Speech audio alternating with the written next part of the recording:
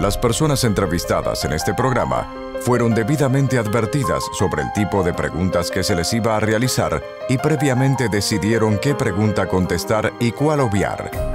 Tu biografía ha sido creado para que los televidentes conozcan sobre la vida de algunas personas que son conocidas, tanto en el ámbito político, deportivo, artístico o popular.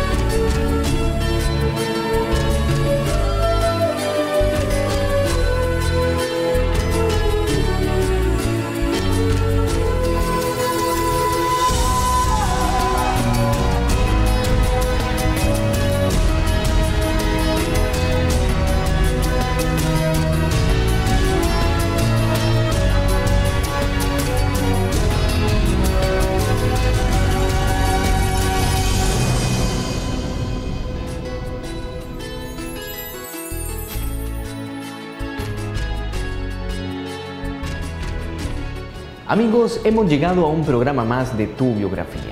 El invitado para esta noche es una persona muy conocida en el cantón de Corredores. Es el actual alcalde de este cantón. A continuación quiero que conozcamos la historia de Carlos Viales Fallas, el actual alcalde de Corredores. Este espacio es patrocinado por la revista Así Somos, Sur Sur.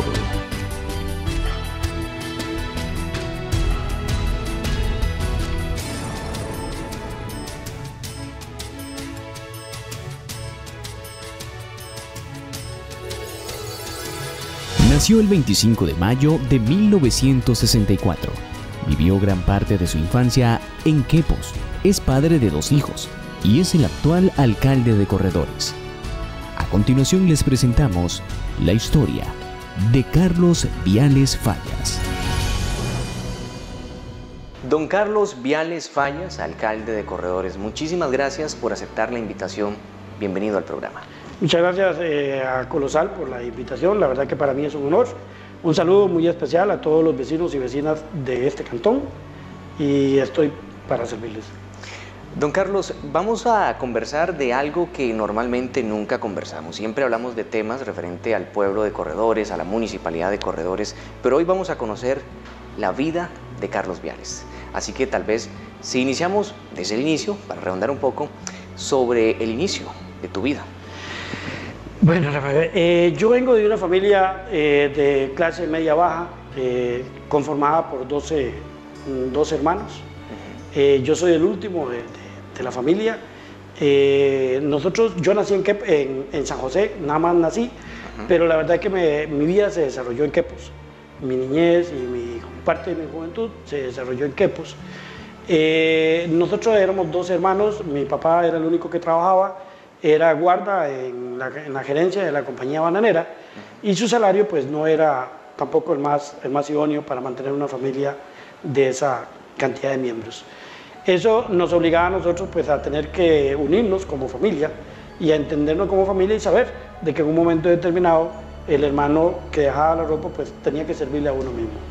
Como nosotros veníamos de diferencia de un año uno con el otro, pues también no era mucha la diferencia y lógicamente que la ropa se nos ajustaba. Cuando entrábamos a la escuela, ya el que estaba en 6º año, pues lógicamente que en 5º año había otro, en 4º año había otro, en 3º, en 2º y venía el que venía en 1º. Entonces los uniformes que cada uno de mis hermanos venían dejando, pues teníamos que cuidarlo y no maltratarlo mucho porque el que continuaba pues tenía que recibir ese uniforme para poder continuar sus estudios. Sin embargo fue una infancia muy bonita, la verdad es que somos una familia muy unida, una familia que aprendimos a luchar en la vida. Yo nací de 7 meses y medio, sí, claro, me cuenta mi mamá y mi papá, que Dios los tenga en su santa gloria, de que en un momento determinado mamá tenía problemas de presión alta y que en el momento del embarazo mío pues fue muy riesgoso, tuvo muchas complicaciones y eso le obligó en un momento determinado al doctor pues ponerle un fin al proceso de embarazo y llamar al papá y decirle, bueno, habían dos alternativas, una de que tenían que sacar al niño del vientre porque no podía continuar, o la otra, arriesgar de que los dos murieran, porque no había otra alternativa. Eso obligó a que nos trasladaran para San José, a mi mamá y a mí, y entonces eso fue lo que llevó a que yo solamente naciera en San José. Bueno, Dios sabe lo que tiene en la vida de uno, y aquí estoy. Después de todo ese proceso, Dios me dio la oportunidad de vivir, naciendo de 7 meses y medio, y me dio la oportunidad de crecer dentro de ese seno de familia muy unido. Antes de continuar conociendo más de tu historia, me llamó mucho la atención la parte en la que me decías que compartían la ropa. Es decir, que eso quizás te identifica cuando ahora como alcalde de Corredores, conocer familias de muy escasos recursos, entiendes la situación. Claro, claro, eso le marca parte de la vida de uno y parte de la forma de uno desenvolverse dentro de la sociedad. Yo puedo contarle también de que como éramos una familia numerosa, mamá era especialista en hacer tamales. Ajá. Tamales de cerdo, claro, nosotros éramos espectaculares en hacer tamales. Y entonces, normalmente todos los sábados, mamá hacía cerca de 250 piñas de tamales, las cuales nosotros teníamos que ir a vender. Entonces, ¿y quién cortaba las hojas? Papá era el que se encargaba con un hermano de nosotros, iban y cortaban las hojas y preparaban todo lo que eran las hojas. Otro hermano se levantaba con mamá y otra hermana a molerla, porque en aquel entonces pues no teníamos dinero para mandarlo a un molino, sino que era con una máquina de moler manual. Y entonces se levantaba, yo recuerdo que a las 3 de la mañana, a moler el maíz y a preparar todo, y papá a ir a traer las hojas, y a las 6 de la mañana ya se estaban elaborando los tamales. Una vez que llegábamos en la tarde, pues una hermana mía junto con otro hermano iban al centro de Quepos con bolsas a vender tamales, y a mí me tocaba lo que era la parte del barrio donde vivíamos. Eso nos ayudaba económicamente, y también después la necesidad nos llevó a que mamá hacía también empanadas. Ajá. Y entonces en la tarde yo me iba a vender empanadas con una palangana en el centro del pueblo donde vivíamos. Y entonces, lógicamente que eso nos marca, nos enseña, vemos cómo algunos otros niños disfrutan su vida normal, común y corriente, mientras que uno ya se le convierte en un oficio. Ya usted no puede ir a la plaza de deportes a ir a jugar en la tarde, como cualquier niño, como cualquier joven, sino que más bien al contrario tenía que agarrar la palangana e ir a vender los productos para poder llevar dinero a la casa y poder desarrollarnos conjuntamente. Pero al final, lejos de ser vergonzoso o de ser un problema, nos permitió unirnos más como familia, entender cómo son las necesidades y aprender cómo salir adelante cuando la vida es dura. Don Carlos, llega los tiempos de colegio.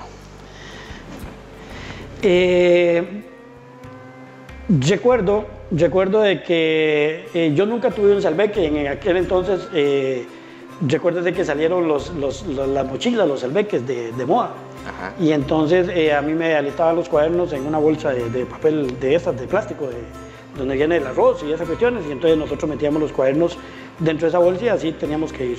De todos modos, no teníamos la capacidad de comprar cuadernos, entonces los cuadernos que dejaba mi hermano, que ya iba para segundo, o mi hermana, que es la que me enteré, los cuadernos que ella llegaba, pues yo tenía que arreglarlos, lo que ella ocupaba, y dejar en blanco lo que quedaba para yo continuar con mis estudios ahí, porque no teníamos capacidad para dotar de implementos estudiantiles a todos los hermanos, porque recuérdese que si ya había uno en quinto, pues veníamos la cadena ahí para atrás. Claro. Veníamos la cadena ahí para atrás y llegábamos y todavía seguíamos con la escuela, porque éramos 12.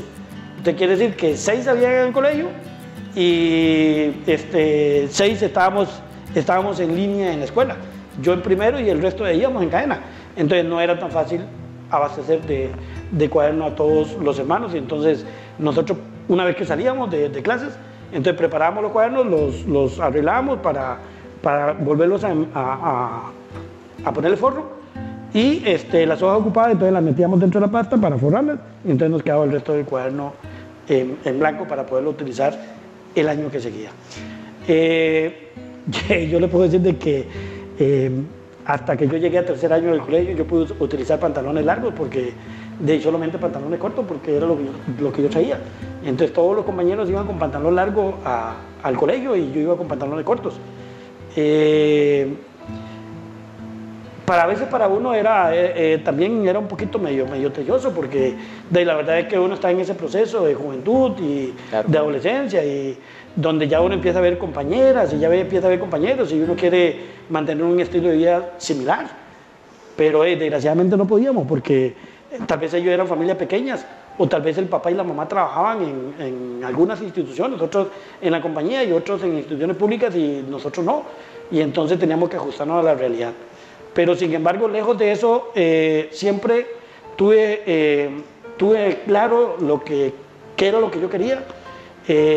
Yo le voy a decir que en aquel entonces, cuando nosotros estábamos en la escuela, se daba la oportunidad de hacer un examen extracurricular, donde si usted tenía cierta capacidad y cierto dominio sobre las materias, y por ejemplo estaba en primero, y ya usted tenía cierto dominio sobre lo que se estaba dando en segundo, entonces perfectamente le podían aplicar un examen extracurricular y si usted lo ganaba, pues lo pasaban de primero a segundo. Sí, en aquel entonces se podía, claro.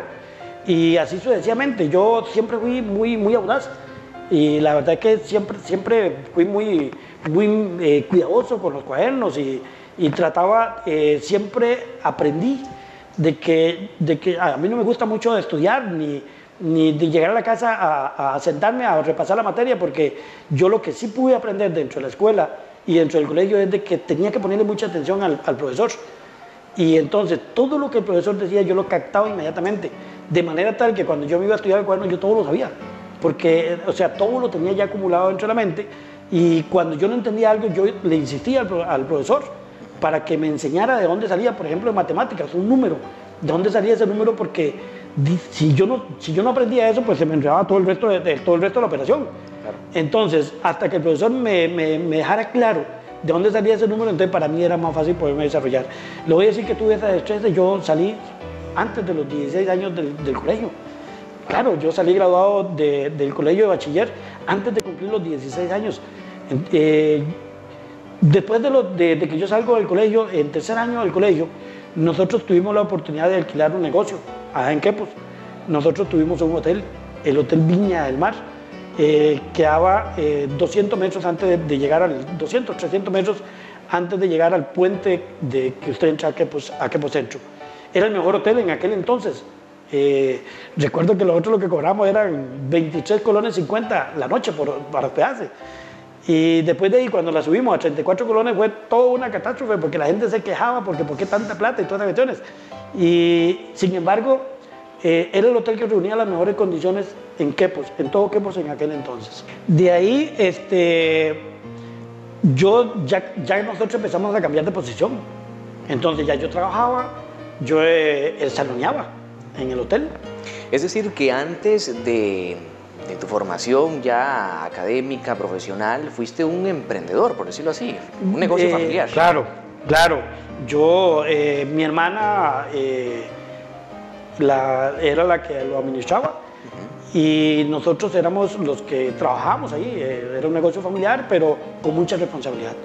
En eso papá sí fue muy estricto siempre, de que por más que fuera la familia, nosotros teníamos que entregar las cuentas claras y el comportamiento entre el negocio tenía que ser igual como si fuéramos una persona particular. Yo le puedo decirte que me gustaba salonear, fue mi primera profesión y entonces me gustaba porque compartía mucho con la gente y entonces conocí mucha gente, conversaba con la gente. A la edad de los 13 años ya yo dialogaba con las personas y entonces había momentos en que usted tenía que ser muy audaz porque llega todo tipo de gente y entonces usted tiene que tener la habilidad de poder entrar dentro de la conversación para usted poder ser más ameno dentro del trato con el usuario. Después de ahí aprendí a cocinar. Claro, entonces cuando no llegaba a la cocinera yo me metía a la cocina del restaurante y yo cocinaba. Y aprendí a hacer, le voy a decir, una serie de platillos ahí a la carta que nunca en mi vida aprendí. Pero primeramente aprendí a hacer tamales. Claro, yo en eso no podemos perder porque eso es parte de la idiosincrasia de todo de apellido Viales. Don Carlos, ¿por qué fue crítica esa parte? Me introduje mucho dentro del licor y desgraciadamente caí dentro de las garras del alcoholismo.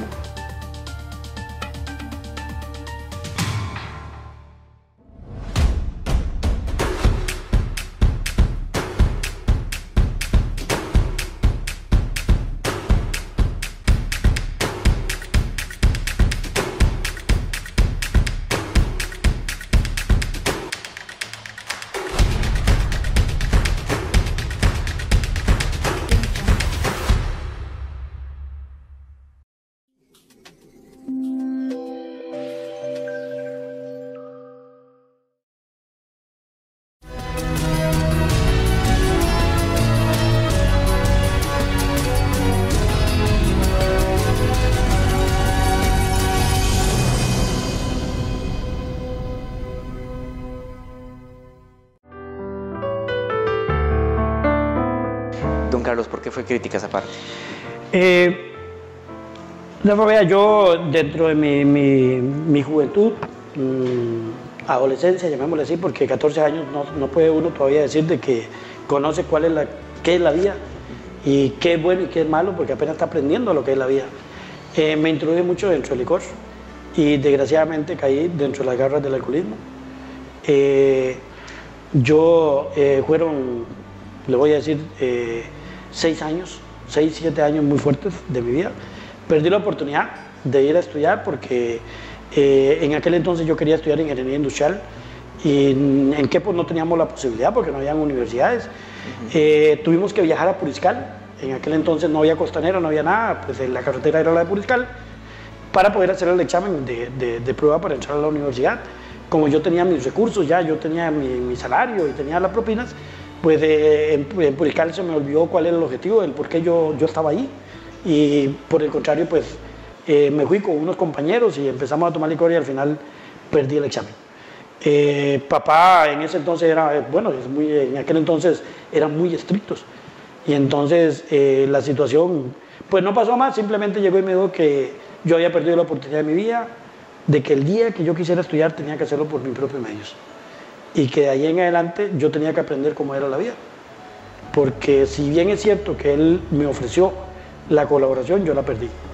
Y que él no iba a seguir en eso, sino que tenía que aprender yo cómo era la vida. De ahí seguí, trabajé en la compañía bananera, trabajé 5 años.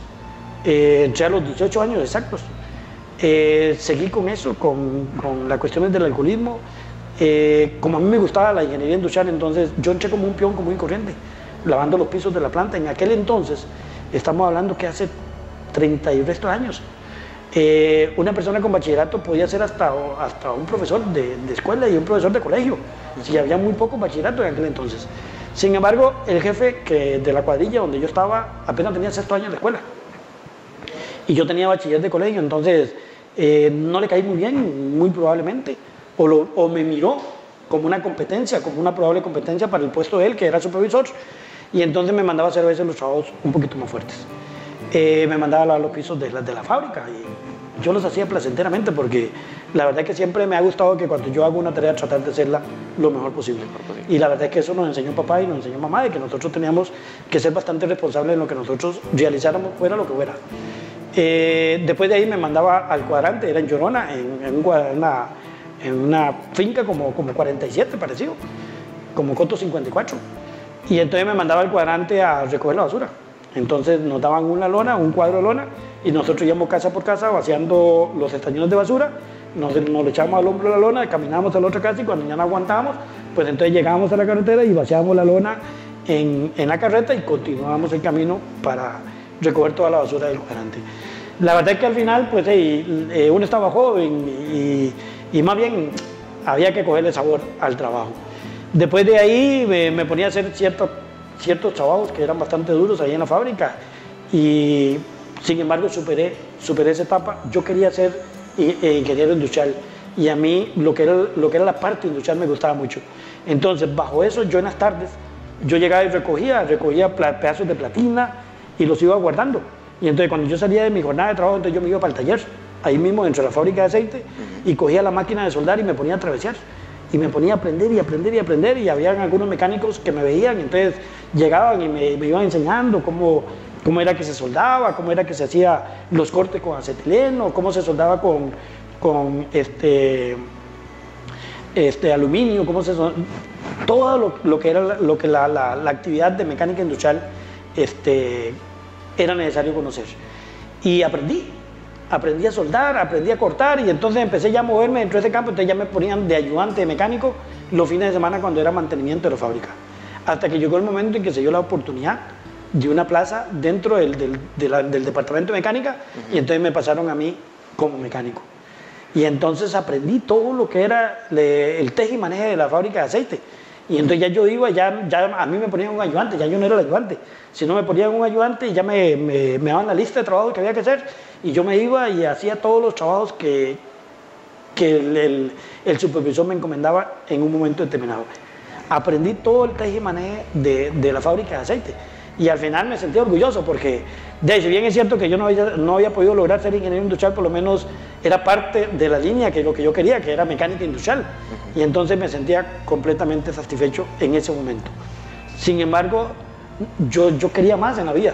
O sea, yo no pretendía quedarme ahí, de que hacerme viejo ahí y tener mi familia ahí, que mis hijos crecieran dentro de ese ámbito y que el día de mañana ayudarles a conseguir trabajo dentro de la fábrica, quedarme yo viejo ahí y mis hijos continuar la misma rutina dentro de la fábrica. Yo quería algo más, yo quería darme una oportunidad. Y fue así como renuncié de la compañía y me dediqué a estudiar, entré a la Universidad Nacional a recibir a meter en la carrera de Administración de Empresas. Salí muy bien, me gradué. Después de ahí seguí estudiando y saqué una maestría en finanzas. Después entré a la universidad a dar clases y recuerdo de que yo tengo un amigo muy especial y entonces él es educador. Y entonces yo recuerdo que cuando me dijeron que sí, que me iban a permitir dar clases en la universidad, entonces yo me iba donde él y empezaba a exponerle toda la materia que iba a dar para que me fuera corrigiendo, porque siempre me ha gustado tratar de hacer las cosas de la mejor manera. Algo que me llamó mucho la atención ahorita cuando mencionabas todo el tiempo que trabajaste en la compañía bananera, que iba a ser el futuro de tus hijos, es decir, que ya tenías familia. No, hasta ahí no tenía familia todavía. Okay. Sí, yo todavía no tenía familia. Yo me vine para acá, para el sur, y aquí empecé a trabajar como taxista. Claro, yo fui uno de los primeros taxistas, muy buena. Aquí apenas habían 5 taxis, y en Paso Canoa habían 3 taxis, y después de ahí, en la Cuesta y en Laurel no existía ningún taxi más. Esos eran los únicos taxis que habían. Y entonces era un trabajo también que me gustaba mucho. Me gustaba mucho porque compartía con la gente, hablaba con la gente. Entonces llegué el momento en que yo conocía a mucha gente, en las fincas, en Laurel, en todos lados yo conocía gente, porque pues uno va haciendo sus clientes. Claro. Y uno ha sido un poco conversón. Entonces pues yo me sentaba a hablar con la gente, iba conversando con todos, y al final era un trabajo que le voy a decir que, si usted me pregunta si yo lo volvería a hacer alguna vez, le voy a decir que con todo el orgullo lo volvería a hacer, porque es la manera de usted poder compartir con las personas. Siendo taxista empecé a estudiar y fue cuando me gradué. Después de ahí tuve la oportunidad de participar dentro de una plaza en la Dirección General de Migración. Gané el concurso y dichosamente le voy a decir que presté servicios para dicha institución durante 25 años. Fueron 25 años que yo estuve a cargo de la Dirección Regional de Migración y Extranjería, desde la zona de Los Santos, de San Marcos de Terrazú hasta Punta Burica, y desde la zona alta de San Vito de Cotobruz hasta Golfito. Era el máximo jerarca en lo que era la parte administrativa y lo que era la parte policial. Terminé de estudiar la administración, como le decía anteriormente, y tuve la oportunidad de ser también profesor universitario. Di clases durante 15 años en la Universidad Latina de Costa Rica. Fui director de la Facultad de Ciencias Económicas de la Universidad Latina de Costa Rica. Y después de ahí, dando clases, pues yo quería algo más también. Y entonces me metí a estudiar Derecho. Empecé a estudiar Derecho en la Universidad Autónoma de Centroamérica y al final me gradué como abogado. Y le voy a decir que salí con honores de la universidad. En los exámenes de grado salí con summa cum laude, que son promedios mayores a 90% de promedio general. Y me gradué como abogado. Me incorporé al colegio respectivo. Después de ahí seguí estudiando y estudié criminología. Y entonces saqué un técnico en criminología. ¿Por qué criminología? Sí, porque la función mía dentro de migración, aparte de lo que era la cuestión meramente administrativa, pues también teníamos lo que era la parte policial. Aplicábamos la ley, aplicábamos normas, y entonces eso me instaba a mí a que yo tenía no solamente que quedarme con la administración, sino que tenía que tener el conocimiento, digamos la estructura de conocimiento en la parte de derecho, porque si yo aplicaba la ley, pues en algún momento podía cometer un error por ignorancia o por desconocimiento, y que eso pues me podría causar hasta un despido. Y después de ahí criminología, porque era parte que engranaba perfectamente dentro del quehacer policial. Entonces ya era interesante porque ya era más analítico, ya usted recibía información y eso le permitía a usted poderla procesar, poderla analizar y poder tomar decisiones y indicarle a los oficiales cómo realizar las tareas. Y la parte administrativa pues era un complemento también porque me permitía a mí manejar el recurso humano, manejar lo que era la parte, digamos, de contratación, la parte de proveeduría y toda otra serie de cosas que el trabajo conlleva. A los 23 años yo me casé, ¿sí? Mi esposa Sandra. De ese matrimonio pues nacieron 2 hijos, Luis Carlos y Gustavo, ya son adultos. Ya inclusive hasta soy abuelo, ya tengo una nieta y un nieto. Y la verdad que fue una familia pequeña. Yo siempre pensé, yo le decía a mi esposa de que yo no quería, de que mis hijos en algún momento pudieran sufrir lo que yo sufrí cuando era niño. Yo le puedo decir, digamos, devolviéndonos un poquito, que yo cruzaba la calle de mi casa y llegaba al frente a la casa de unos amigos que eran compañeros míos de la escuela, pero que el papá trabajaba como operador de máquinas en la compañía bananera y la mamá era enfermera en el hospital de Quepos. Entonces recibían buenos salarios, entonces ellos le compraban sus carritos y le compraban todo un montón de cosas, y sin embargo pues yo no tenía la posibilidad de eso. Y entonces yo me sentaba ahí en la cerca a verlos jugar, hasta que ellos quisieran darme la oportunidad de darme un carrito, tal vez el que no tenía llantas, para yo poder jugar a la par de ellos. Entonces para mí eso era una belleza, de que me dieron la oportunidad de tener un carrito y jugar con ese carrito.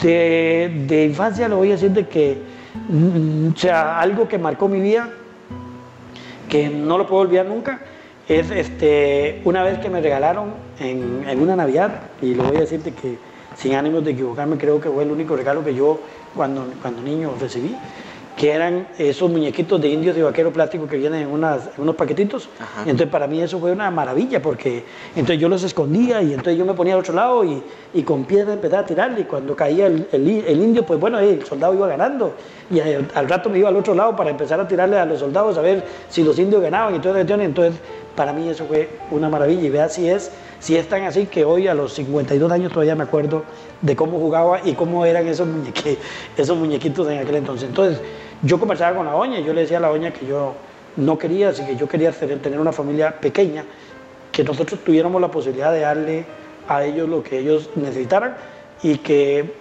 no sufrieran en realidad lo que yo sufrí cuando en aquel entonces. Entonces fue ahí donde nosotros, la familia de nosotros es pequeña.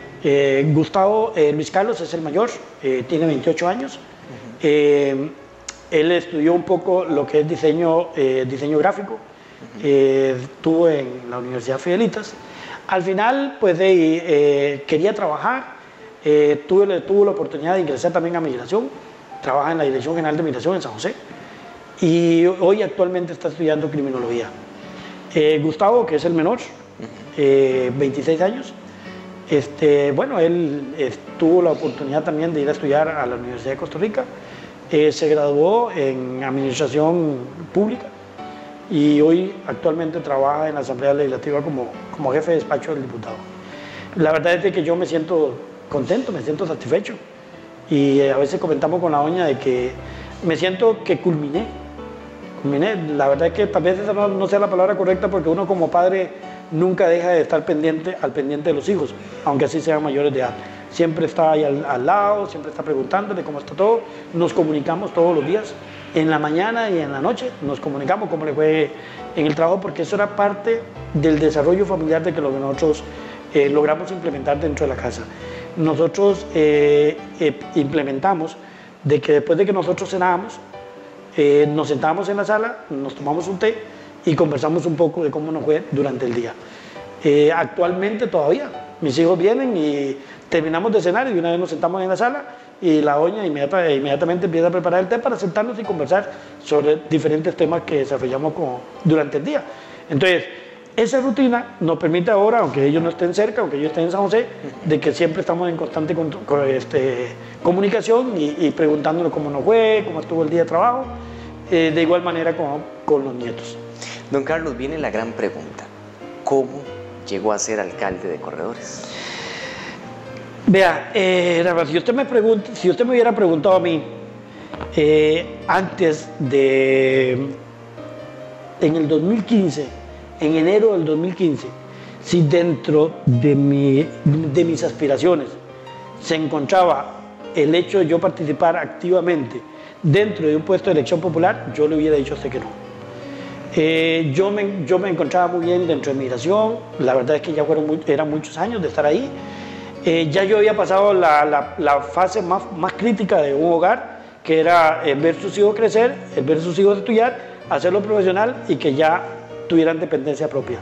Ya la verdad que en la casa quedábamos nada más la doña y yo, y que pues el salario que yo percibía de migración pues era más que suficiente para nosotros, los gastos de la doña y el gasto mío.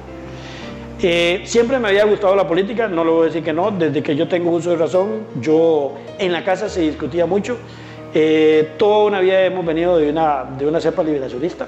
Papá era liberacionista de la revolución del 48.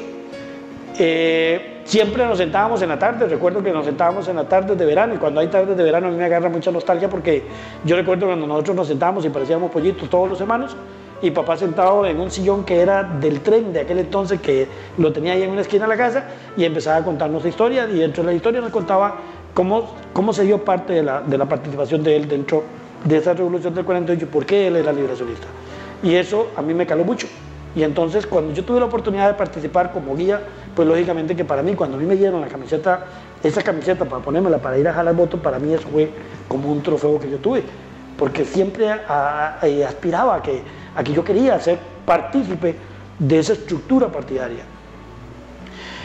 Cuando ya pues, avanzada la edad, ya empecé a meterme más profundamente y logré compartir en este cantón, logré compartir cosas muy importantes y con grandes líderes que se desarrollaron, que le voy a decir que para mí son la columna vertebral del conocimiento que yo tengo en la política, como un Faustino Jiménez, que Dios lo tenga en su santa gloria, un Eduardo Ramírez, un Alvarito Rojas, y así le puedo ir mencionando una serie de personas que de una u otra forma fueron maestros dentro del conocimiento político que yo pude haber adquirido.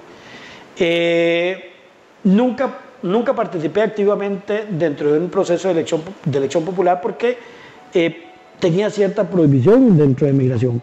Como yo tenía a cargo lo que era el cuerpo policial, constitucionalmente no podía participar dentro del proceso ya de elección popular. Participaba dentro de los procesos políticos, pero no en una papeleta de elección que me permitiera a mí que la gente fuera a votar. En el 2015, en enero del 2015, migración entra dentro de un proceso de cambio, y entonces la policía de migración se apega a los lineamientos establecidos por la Ley General de Policía y el Estatuto Policial, y él mismo dice que la estructura administrativa de todo cuerpo policial tiene que ser policial. Y como yo era del servicio civil, porque era de la parte administrativa, pues no podía, dentro de ese cambio que dio migración, no podía ejercer la jefatura de la policía. Entonces empezamos en ese estilo y encoge, y más o menos como a finales de febrero se da el cambio. Entonces yo quedo como director regional de la misma zona, de la zona región Brunca, pero en la parte administrativa, y otro compañero que era el que ocupaba, digamos, la parte de planificación policial, que era el jefe de operaciones mío, llega a ocupar la parte, digamos, de la dirección regional, pero policial. Eso me quita a mí la prohibición. Por eso yo le digo que a veces las cosas Dios las hace, no, a veces uno no es porque uno quiere, sino porque el destino lo tiene así, y Dios le abre el camino para que usted entre dentro de ese camino, o dentro de esa puerta que se abre para que usted entre, porque de ahí en adelante vienen otras cosas que usted ni se las imaginaba. Al quitarme a mí esa prohibición, empezamos en el ajetreo político a ver quién podía ser el candidato de Liberación Nacional, y empezamos a valorar algunas personas. Siempre dentro de la casa hemos sido muy cuidadosos cuando manejamos el asunto político, porque tratamos de leer, hacer una lectura de cuál es la situación real del campo político. Entonces veíamos de que para nosotros era muy difícil el continuismo dentro del gobierno local, porque veníamos de dos gobiernos seguidos, uno de 4 años y otro de 6 años, el de 4 años de Gerardo Ramírez y el de 6 años de doña Cinia Contreras. 10 años de gobierno de por sí solos desgastan a cualquier partido político, no es tan fácil, y el partido de nosotros estaba sumamente desgastado. Entonces necesitábamos una persona que fuera nueva, o por lo menos que no nueva en edad, sino nueva dentro del campo político, que tuviera conocimiento de la política, pero que además fuera aceptado por los delegados, porque al final los delegados eran los que iban a decir si lo aceptaban o no lo aceptaban. Entonces valoramos muchos factores y al final caíamos en que no era tan fácil. Y entonces daba vuelta y llegaba a donde yo estaba. Daba vuelta y llegaba a donde yo estaba, pero yo no quería. Inclusive hay una compañera que llegó a la oficina de migración y me dice, si usted no es el candidato, yo no me meto en eso. Llegamos a una reunión donde ya teníamos que tomar decisiones, pusimos varios nombres para ponerlo a disposición de los delegados, para que los delegados valoraran, y al final redundaba en que era yo. Cuando a mí me dijeron, lógicamente que era una decisión que yo no podía tomar de la noche a la mañana, yo tenía que valorar con mi familia, porque siempre nos hemos acostumbrado de que nosotros cualquier paso de esa magnitud lo valoramos a lo interno de la familia, porque tenemos que medir cuáles son las consecuencias y cuáles son las ventajas y qué puede suceder de eso. Y al final, conjuntamente como familia, si tomamos la decisión, nos unimos todos. Y cuando digo nos unimos todos, somos hijos, esposa y el resto de la familia nos unimos. Y es algo que definitivamente el pueblo lo vio. Claro. Y entonces de ahí, cuando yo tomé la decisión, empezamos a hablar con los delegados, todos los delegados empezaron a aceptar y al final pues entré en el juego político. Y actualmente pues Dios me dio la oportunidad de llegar a representar a este cantón. Recuerdo dentro de ese proceso, le voy a decir de que fue un proceso muy duro, no fue fácil, la competencia era sumamente dura. Había momentos en que yo me levantaba en la madrugada pensando y analizando, y a veces yo le pedía a Dios de que si todo ese esfuerzo que yo estaba realizando en ese momento, todo ese sacrificio familiar, económico, era para bien, pues que me diera la fuerza y que me indicara por dónde tenía que caminar. Pero si era por vanidad, que me pusiera todos los obstáculos, porque yo sabía la responsabilidad que conlleva el puesto de la alcaldía con un cantón que tenía un retraso de más de 30 años, donde había quedado disperso, donde la gente había perdido la credibilidad por los políticos, y que es un cantón que mantiene el mayor margen, o mantenía el mayor margen de abstencionismo a nivel nacional. Y entonces llegar ahí por ser uno más, y el día de mañana salir por la puerta pequeña no tenía ningún sentido. Y al final yo le pedí a Dios de que eligieran al mejor. Quizás que yo no soy el mejor, quizás que yo no soy la persona más idónea para ocupar ese puesto, pero bueno, Dios me dio la oportunidad. Y si Él me dio la oportunidad, pues Él me indicará qué es lo que tenemos que hacer y por dónde tenemos que caminar para salir adelante. Llega a la Municipalidad de Corredores, ¿qué encontró en ese momento? Después de ese 7 de febrero del 2016, cuando la mayoría del pueblo del Cantón de Corredores me dio la oportunidad y puso sobre mis hombros esta gran responsabilidad, nosotros empezamos a reunirnos constantemente. Digo nosotros, la vicealcaldesa, el vicealcalde y mi hijo Gustavo, que le gusta mucho la política y que siempre está muy a la par mía. Desde niño él siempre le gustó y hasta el día de hoy siempre anda en el ajetreo político a la par de uno. Nos reuníamos y analizábamos un poco cuál era la situación real de la municipalidad, porque yo no pretendía llegar a la municipalidad y un año después simplemente decirle a la gente: denme tiempo porque estoy aprendiendo, porque yo sabía que la gente no iba a permitir esa respuesta. Y nosotros sabíamos de que teníamos que dar una reacción muy fuerte y demostrarle al pueblo, devolverle un poco de confianza al pueblo, para que el pueblo nos diera a nosotros un espacio de tiempo para nosotros empezar a movernos. Marcamos algunas rutas de acción y empezamos a delegar responsabilidad. Empecé a delegar a la señora vicealcaldesa Emil ciertas responsabilidades con tiempos de reacción, de los cuales ella me tenía que dar respuesta. Y al señor vicealcalde, don Jason Hay, también le empecé a delegar ciertas responsabilidades de las cuales él tenía que puntualmente irme cumpliendo tal y como lo habíamos establecido. Y en el caso mío, pues aparte de direccionarlos a ellos, llegar a cambiar el pensamiento de los funcionarios que estaban ahí. Yo le puedo decir de que la municipalidad había perdido el espíritu de la razón de ser de la municipalidad. En un momento determinado perdimos el concepto de que la municipalidad estaba para el servicio de la comunidad y no para el servicio de nosotros mismos. y que lejos de cualquier circunstancia nosotros teníamos que satisfacer las demandas y las necesidades de las comunidades, porque ellos son los que pagan los impuestos para nosotros poder reaccionar. Claro.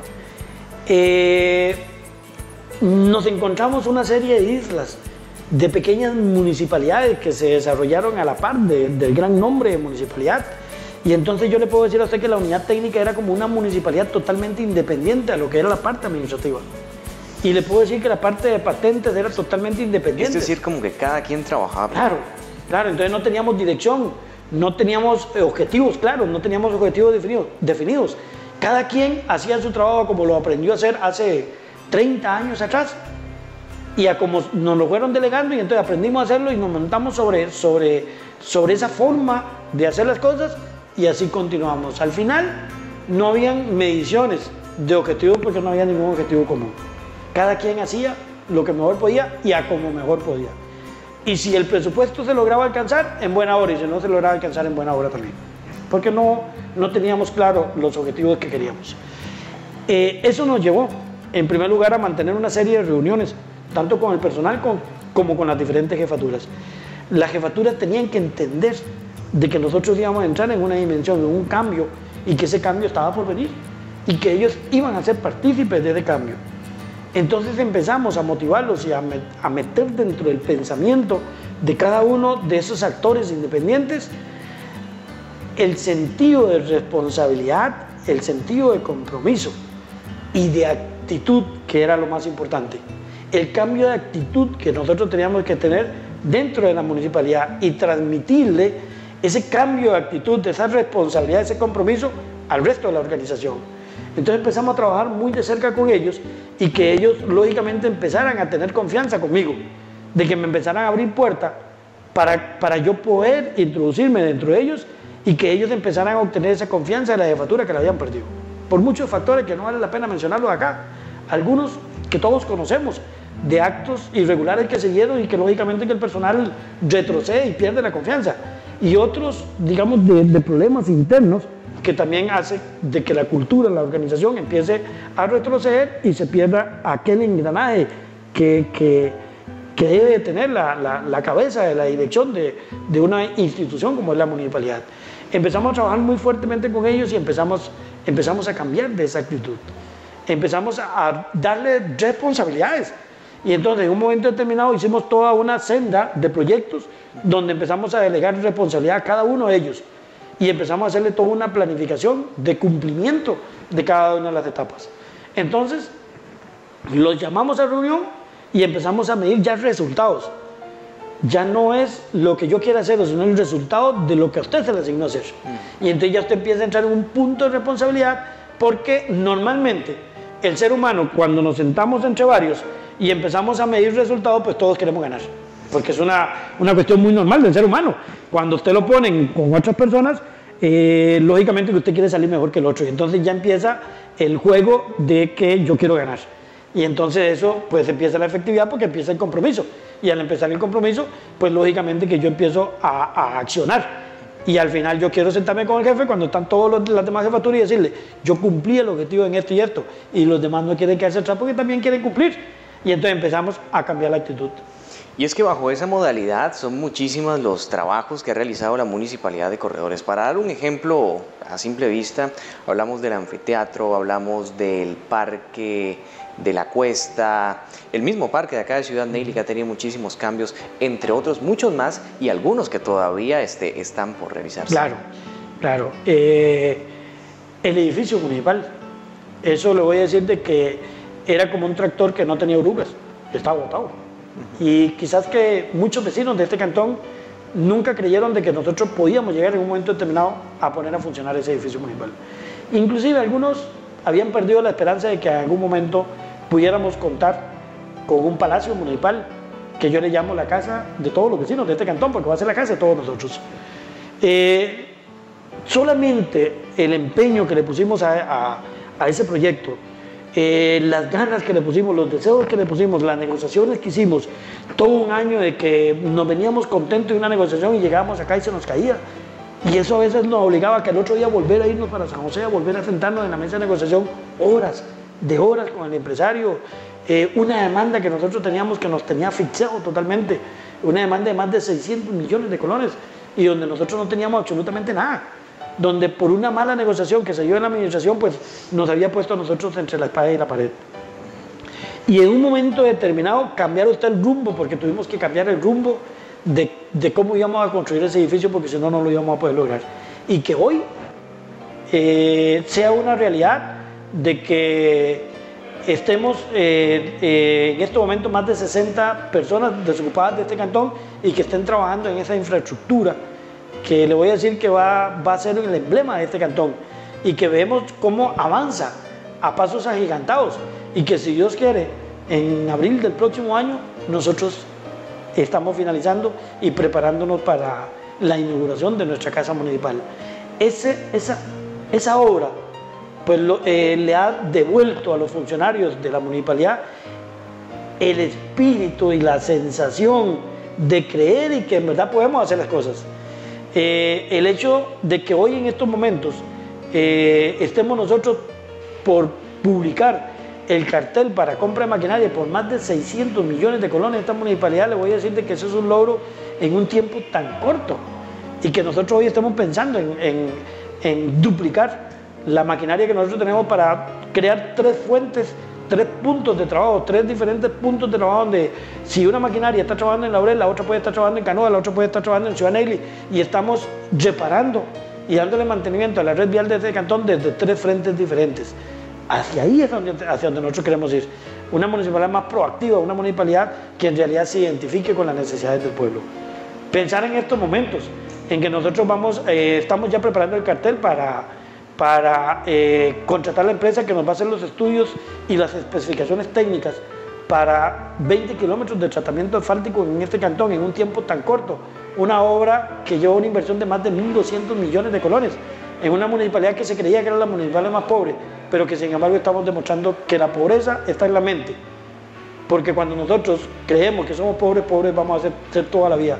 Y que esa venda de la mente tenemos que eliminarla y empezar a entender de que nosotros tenemos capacidad, que tenemos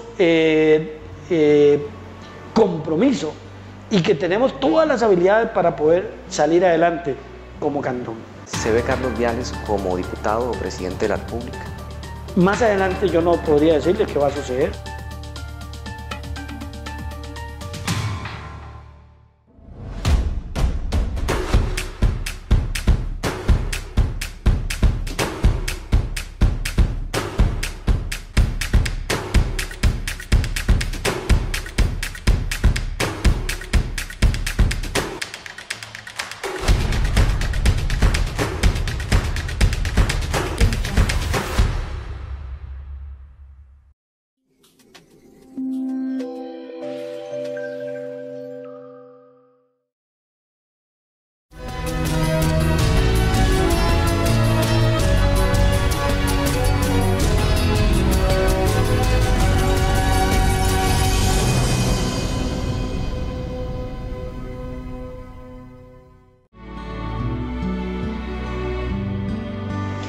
Don Carlos, definitivamente un gran trabajo realizado por parte de la Municipalidad de Corredores. Vamos a regresar a la vida de Carlos Viales. En un futuro no muy lejano, ¿se ve Carlos Viales como diputado o presidente de la República? Yo lo voy a ser sincero. En estos momentos, yo no visualizo ninguna de las dos opciones. Es muy prematuro. Estamos con mucho compromiso, el cantón nos dio una responsabilidad muy grande y la verdad es que mi mente y todos mis esfuerzos están direccionados a que yo en 4 años quiero devolverle a este pueblo la confianza y que en realidad que se pueden hacer las cosas. Más adelante yo no podría decirles qué va a suceder, sería el mismo pueblo el que decida qué es lo que quiere y dónde quiere que yo me ubique en un momento determinado. Si yo cumplo mi periodo y tengo que regresarme a mi trabajo, pues tengo las puertas abiertas en la Dirección General de Migración. Si yo cumplo mi periodo y el pueblo queda complacido y el pueblo quiere que sigamos luchando conjuntamente voy a seguir luchando con el pueblo. Es decir, que podría haber una posible reelección. Es muy prematuro para decirlo. La verdad es que yo prefiero esperar que el tiempo pase y que sea el tiempo el que nos diga qué es lo que debemos hacer.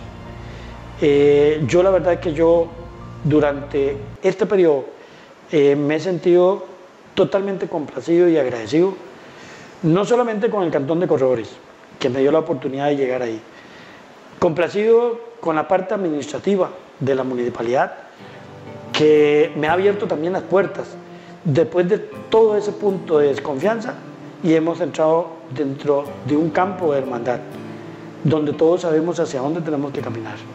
Agradecido con el Consejo Municipal, que tomando en consideración que está compuesto por 5 fracciones diferentes, con pensamientos, con actitudes diferentes, hemos entendido de que por encima de cualquier color de la bandera está una sola responsabilidad, que es el Cantón de Corredores. Y por último, y lo más importante, agradecido con Dios por haberme dado la oportunidad de servirle al pueblo. No todas las personas tienen la posibilidad de servir. Yo les puedo decir de que los sacerdotes son bendecidos porque Dios le da la oportunidad de ubicarse dentro de un proceso de servicio. Los pastores de las diferentes iglesias, Dios le da la oportunidad de servirle al pueblo. A ustedes mismos, como periodistas, como trabajadores de medios de información, Dios le da la oportunidad de servirle al pueblo. De igual manera, pues, lógicamente que yo me siento agradecido porque me dio esa responsabilidad y al final considero de que en la vida algo tuve que haber hecho bueno para que Dios me premiara de esta forma. Finalmente, don Carlos, una vez que ya termine su etapa como alcalde de Corredores, ¿verdad? Yo sé que es muy prematuro para saber si va a ser diputado o presidente de la República, pero ¿cómo le gustaría ser recordado? Como es muy difícil contestar porque le voy a decir que yo lo veo un poco vanidoso. Sin embargo, le voy a decir, yo me siento satisfecho, por ejemplo, cuando yo hablo de un Faustino Jiménez. Y yo recuerdo a un Faustino Jiménez, cómo era un hombre que se dedicó al servicio. Era un hombre que se desprendía de sus cosas. Y yo lo vi varias veces, de desprenderse inclusive hasta de su plato de comida por donar ese plato de comida. Quizás alguna persona hoy no recuerda a Faustino Jiménez, pero la verdad es que yo quisiera que en un momento determinado el pueblo convertirme en ese Faustino Jiménez, en esa persona bondadosa, en esa persona que siempre se destacó por servirle a la comunidad, por tratar de solucionar los problemas a las personas. Sabemos de que muchas veces no podemos solucionar todos los problemas, pero por lo menos en la gran medida de que la gente sienta de que me dieron la oportunidad y que en realidad yo les cumplí.